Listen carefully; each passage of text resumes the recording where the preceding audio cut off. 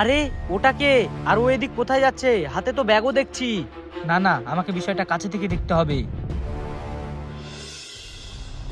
আরে আমাকে তো খুব ভয়ও লাগছে। না না, ভয় করলে হবে না, আমাকে তাড়াতাড়ি মালটা পাচার করে আসতে হবে।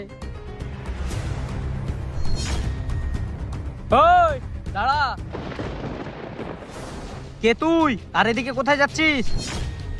স্যার, আমি তো স্কুল যাচ্ছি। তোর কি আমাকে দেখে এতটাই পাগল মনে হচ্ছে?